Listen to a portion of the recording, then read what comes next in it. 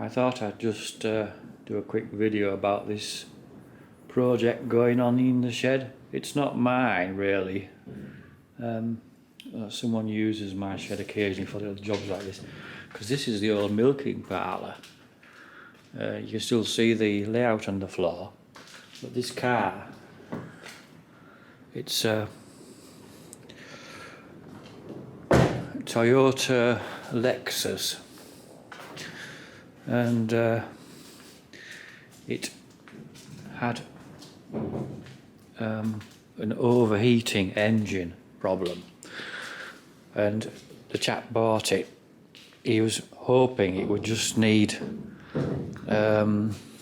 new radiator, maybe new water pump, or perhaps even be a electronic issue, sensors and such, which is absolutely covered in. It's a relatively high-end car. It's been very smart. When you look inside, you can see the equipment level. There's nice seats. Quite a sporty sort of a car. Middle range, like a Reps car anyway. So it's worth a bit of money if you can get it fixed. But anyway, it turned out there was something wrong with the engine internally, which is this one that they've just got out yesterday. And I mean, just look. I mean, I wouldn't say I'm confident enough to take the engine out, but you know, at least I would understand what I was doing. But look at this; it's absolutely covered in sensors. And this is the replacement, which is a second-hand one, obviously. So an awful lot of bits and pieces need moving onto this one before it can be reinserted, which in itself is a bit of a nightmare, because there's so many things in there that could be in the wrong place as you put it back together. It's a little bit disappointingly corroded around where the radiator goes. It almost looks like some acid or something has leaked out there. I don't think that's really feasible because the battery's up there. It's just salt, I suppose. It's been quite well used. It's on about 100 and some thousand miles.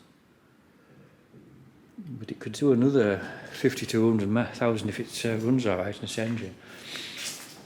But anyway, a few things the chap he knows his stuff like. For example, these bits and bobs here, each of those effectively has a computer address, like 192.168, whatever, like your router uses, and it communicates with the is it the ECU, anyway, the engine computer. And this has got to be taken off, put on the other one. That belt is missing, but I guess I'll get a new one. So, anyway, it's taken. He only usually comes an hour or two in the afternoon, and to be fair, I think it's really only taken half a day's work to get to this stage.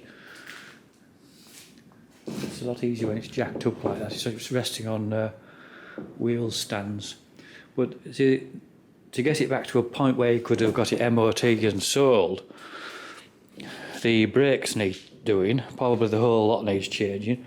There's quite a bit of corrosion. Whether we want to try and paint it or at least attempt to hide it, I don't know. It probably needs new wheels. They're very corroded. They look a bit unsightly more than anything else. I suppose somebody might still buy it for like a runabout that didn't care. It looked a bit rough. But if you're trying to sell it as a relatively smart car, you might have considered changing the wheels. But say otherwise, you know, it's not unmarked, but there's no dings and bangs in it, which really sort of spoil the look of it.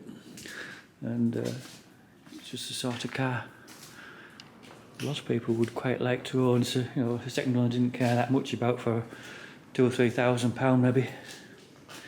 So hopefully it'll be back together in a week or two and out of here. Not just bothering me, because there won't be much else going on in here at the moment.